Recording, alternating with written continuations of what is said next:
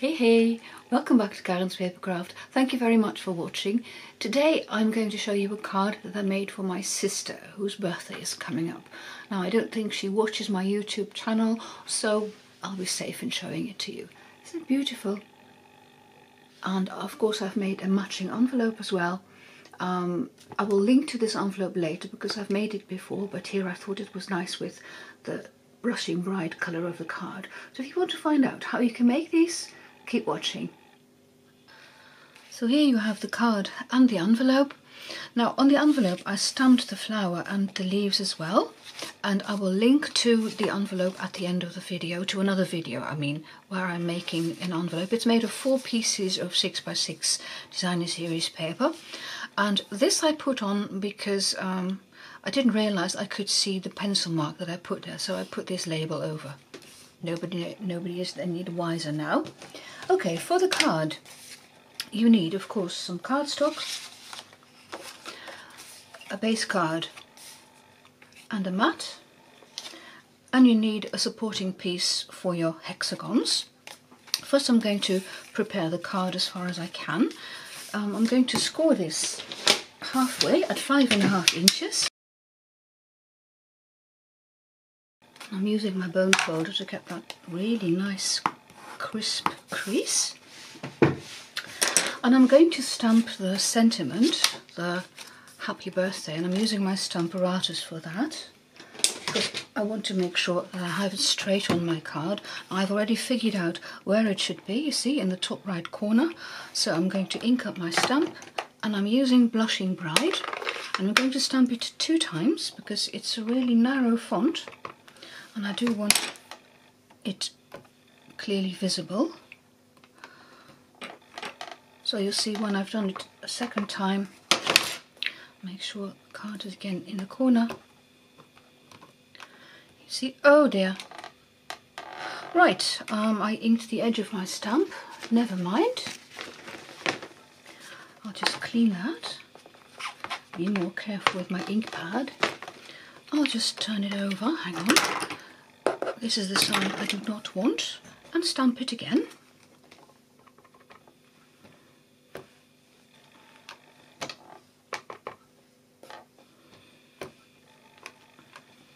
Much better. Right, so I can put these aside for a minute. I'm going to make the hexagons, and you need 5 of them. So I've already cut 4. Oh, and I'll show you how I made them.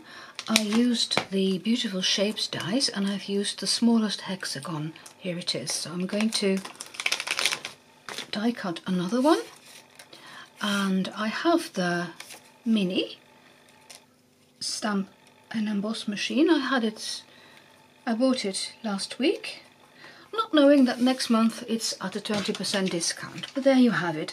But never mind, I've been able to use it for a couple of days already, so that's my discount, already well used.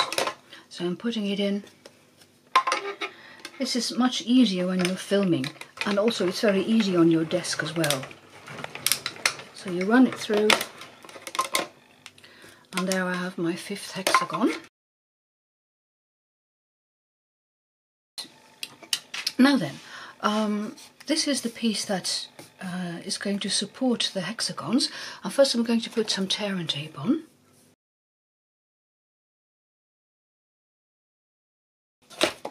Because I'm going to attach my hexagons to this supporting strip. So I'm making sure it adheres well, and if you push down on it with your bone folder, it's easier to get the paper backing off as well. So there we go.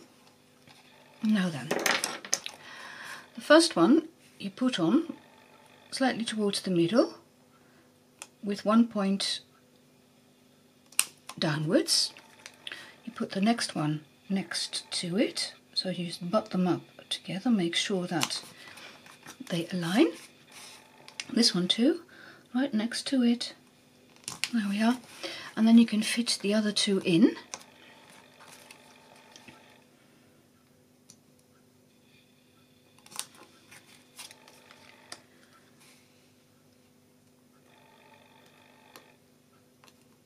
just making sure. And there we go. And there we have 5 hexagons attached. And you see my supporting piece is within the size. If it's not, you could always cut them off, any strips showing. Then you need a bit of masking paper to stamp the flower. And when I make a bit of a mask, I usually take a rather dark colour so that it shows up really well. So your masking paper needs to be just big enough for your flower. This was Misty Moonlight, but any darker colour would do. There we go, and we can use that. Oops, I just dropped my chamois.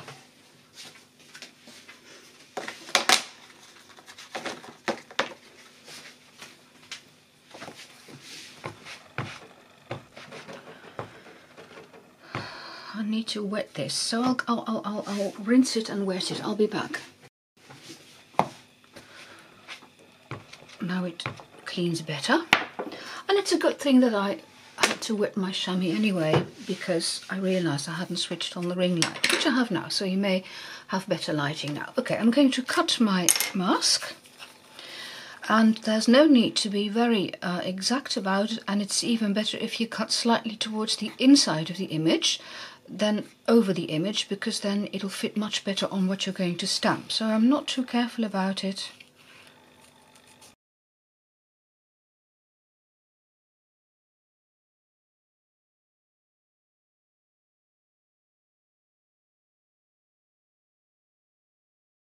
So I have a mask and I have my hexagons, and I'm going to ink up my flower in Blushing Bride. And if you can see, there's this kind of indentation, and I'm going to put that roughly there. So it'll just fit onto those 5 hexagons. So I'll try not to get my head too much in camera. So I'm moving it a bit to the left, sort of guessing where the indentation is. Oh yes, that's lovely, you see? Now then I'm going to stamp some leaves as well. I'll show you my card. But I'm going to put a mask on my flower first, and then I'll stamping the leaves, which are made with a different stamp from the same stamp set. Did I show you already? I don't think I have. It's the Flowing Flowers, you see? And also the sentiment, by the way, is from the same stamp set. So I'm just using the leaves of the other stamp. So first I'm going to put my mask on.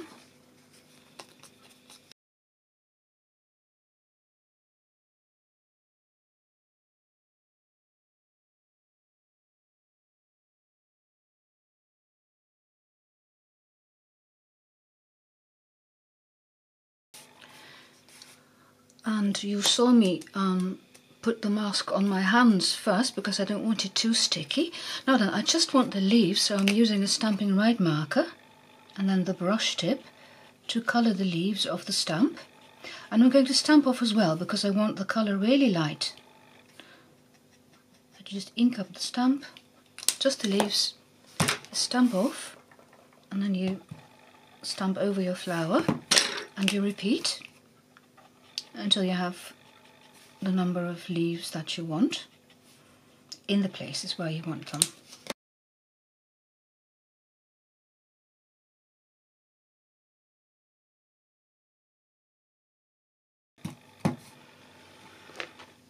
Now I find that with my chamois I don't really clean off the Stampin' Rite marker, but then of course we have our Stampin' Mist for that. I've just spritzed it onto the stamp, and then when you clean it, either on your chamois, you see the stamp is clean now. Ancient bottle, I've got a new one, but it takes you ages to empty one. Right, I can remove the mask now.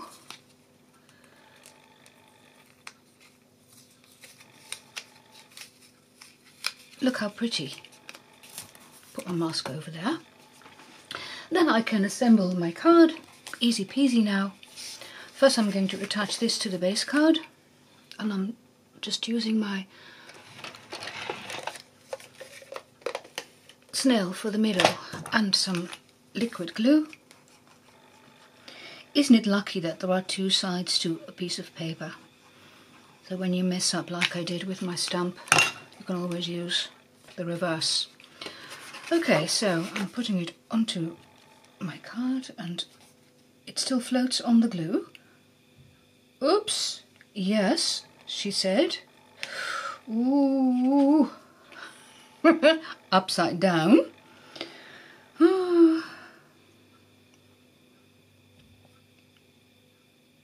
I always wonder, should I edit anything like this out, or do I just allow you to have a good laugh? I'll just leave it in. You can have a good laugh at me. There we go. It's on the card now properly, you see. Then I'm going to use my dimensionals to pop it up.